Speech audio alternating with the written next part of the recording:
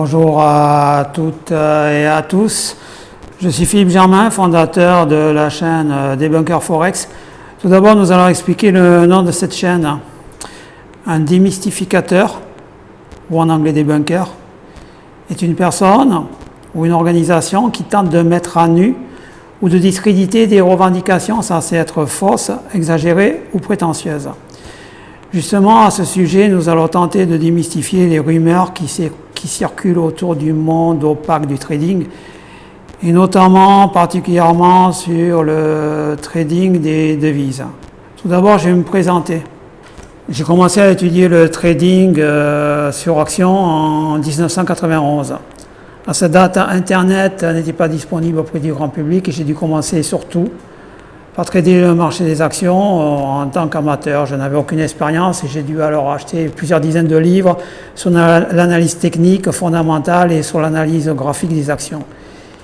Étudier seul via les différents ouvrages littéraires, les différents indicateurs techniques disponibles à l'époque était relativement difficile car ces indicateurs techniques étaient réservés aux équipes de traders professionnels. Il n'existait pas de plateforme de trading disponible pour le public. Donc c'était relativement difficile à appréhender. Et comme Internet n'était pas disponible, j'ai dû acheter mes premières actions comme tout le monde, en passant par le secteur bancaire, c'est-à-dire la poste, et en donnant un ordre d'achat au marché. J'ai acheté, quelques jours après, je revendais.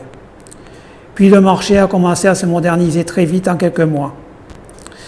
J'ai pu ouvrir chez Abax, qui était l'équivalent d'un courtier action, soutenu par une banque, un compte et acheter et revendre des actions, notamment en intraday, c'est-à-dire j'ai acheté et je revendais dans la journée plusieurs actions cotées sur le règlement mensuel.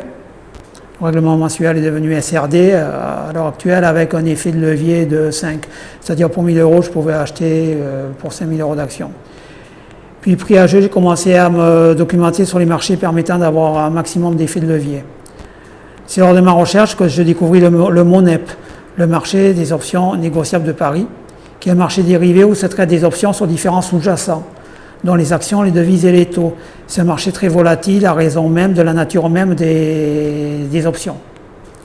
J'ai également découvert le MATIF, le marché à terme international de France, qui a ouvert à Paris en 1988.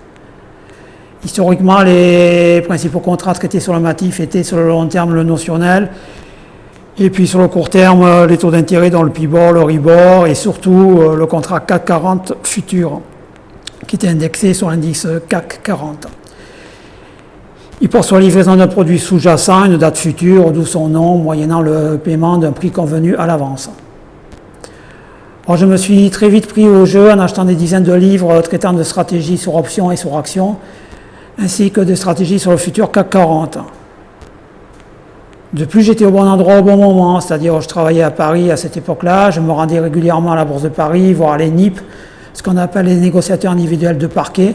Je les voyais travailler et la transmission d'un ordre impliquait à l'époque alors toute une série d'acteurs aux tâches bien définies, des petites mains aux spéculateurs aguerris. C'est-à-dire les NIP avaient accès au volume sur le marché des futurs, puisque à l'époque c'était la Société Générale, qui était on appelle ça une grosse main qui passait beaucoup d'ordres d'achat de vente sur le marché des futurs. C'était un gros négociateur de contrats futurs CAC. Elle avait ouvert sa filiale nommée Fimatex aux particuliers. Donc je fus un des premiers particuliers à pouvoir acheter comme un professionnel des contrats futurs via un site Minitel dédié qui s'appelait donc Fimatex. À l'époque, le point futur valait 200 francs, soit pratiquement 30 € à l'heure d'aujourd'hui, ce qui donnait un effet de levier conséquent. Alors, j'ai jonglé entre mon activité professionnelle, les options négociables sur le CAC et les contrats futurs CAC. Et je vis rapidement mon portefeuille gagner 50% de sa valeur et puis disparaître en fumée en quelques semaines. Le marché était volatile, trop volatile pour mon déposit. La somme que j'avais allouée au trading fut très vite désintégrée. Alors pour me rassurer, je contactais des dizaines d'intervenants, je téléphonais à plusieurs banques pour tenter de trouver la stratégie idéale, car je n'avais toujours pas accès aux indicateurs techniques que je pensais salvateurs. Mais en fait, on verra par la suite que ce n'était pas du tout le cas. Alors comme tout le monde, je m'abonnais à plusieurs lettres de conseil, je discutais avec les professionnels, entre guillemets, de la bourse, et rien n'y faisait, je continuais à perdre de l'argent. Alors la Tribune des Fossés, le journal financier de l'époque, parisien, là, jusqu'à m'interviewer, publier un article sur ma façon de trader futur en 1994. Mais malgré tout, je ne parvenais pas à gagner d'argent. On m'avait interviewé parce que j'étais un des rares particuliers à m'aventurer sur ces marchés dérivés. Alors en 1995, j'ai acheté chez l'entreprise Waldata un logiciel comprenant une plateforme de trading qui avait une multitude d'indicateurs techniques intégrés.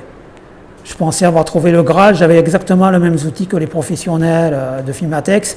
Je passais des nuits entières à étudier les différents indicateurs techniques, mais rien n'y faisait. Donc par exemple, quand le RSI me disait de passer acheteur, en même temps le MACD me disait de passer vendeur. Donc je ne savais pas quoi faire. J'essayais vainement de croiser ensemble des dizaines d'indicateurs portant des noms plus ou moins complexes, mais rien n'y faisait. Je compris alors l'évidence, le mouvement du marché, quel qu'il soit, est brownien, c'est-à-dire aléatoire, basé uniquement sur le nombre d'ordres d'achat et de vente. Donc par la suite, j'ai entendu parler du tape trading, des personnes qui font une façon de trader en étudiant les carnets d'ordre.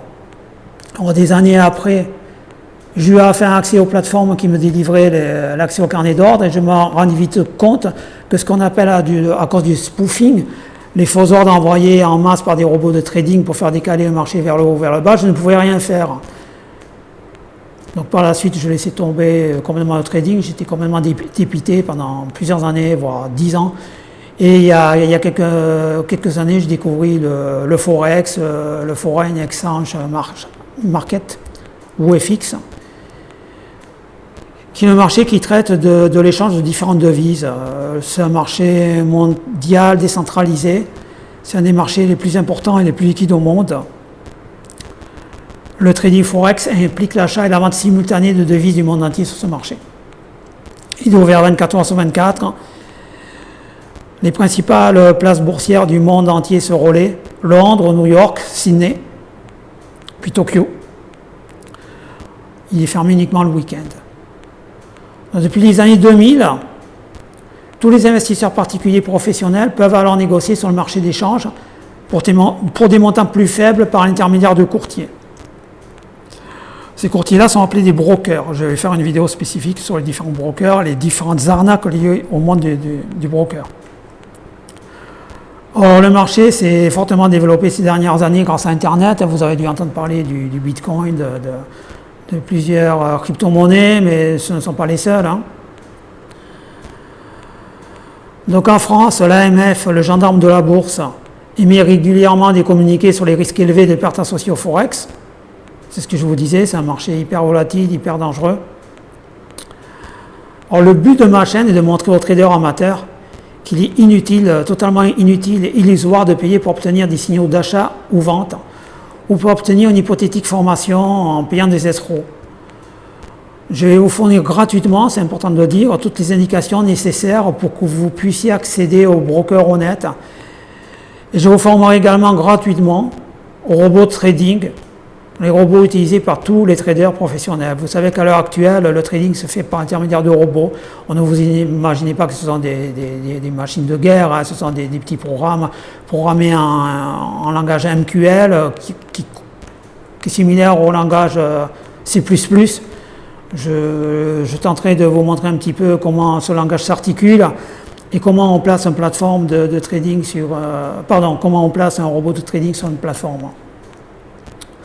Vous pouvez me poser toutes les questions que vous avez en tête, effectivement. Je vous expliquerai les techniques utilisées par les brokers, escrocs, ainsi que par les pseudo-traders qui sont là pour vous soutirer de l'argent. J'essaierai de faire une nouvelle vidéo toutes les semaines, donc on peut aborder n'importe quel thème. Vous pouvez choisir robot trading, plateforme de trading, stratégie de trading, analyse technique, analyse graphique, représentation des cours, Renko chart, bougies, chandeliers, enfin tout ce que vous souhaitez aborder. Alors, ma prochaine vidéo portera sur les brokers Forex. Donc ce sont des courtiers, comme je vous l'ai dit, qui vous permettent de vous connecter à une plateforme de trading et ainsi de vous connecter au marché décentralisé du Forex. Il faut bien comprendre que le marché du Forex est totalement décentralisé, c'est-à-dire ce n'est pas une place, il ne se situe pas par exemple dans une ville de Paris ou de New York ou je ne sais où. on va dire il est partout et nulle part à la fois. Une fois que vous êtes connecté sur votre plateforme de trading, vous y avez accès. Alors, pour vous expliquer, s'il existe bien des pièces et des billets de banque dans tous les pays, le marché d'échange est entièrement dématérialisé et décentralisé. Il est rattaché à aucune place boursière en particulier. La quasi-totalité des opérations sont réalisées de gré à gré, ce qui signifie que les paires de devises sont directement échangées entre deux parties, plutôt que par la bourse. Ça, c'est important de bien comprendre. Il n'y a pas de chambre de compensation.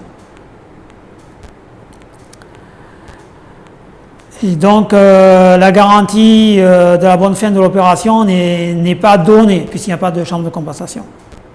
Il n'y a pas de chambre de compensation. Donc, si vous voulez, je peux faire une vidéo sur qu'est-ce que la chambre de compensation, pourquoi il y a une chambre de compensation sur le marché des futurs, pourquoi il n'y en a pas sur le marché des forex et donc des devises. N'hésitez pas à me pousser dans mes retranchements, à me poser n'importe quelle question, je vous répondrai sans détour. N'écoutez pas les sites de conseils qui vendent du rêve, croyez en vous, uniquement en vous. Et puis merci pour votre écoute. N'hésitez pas à me contacter.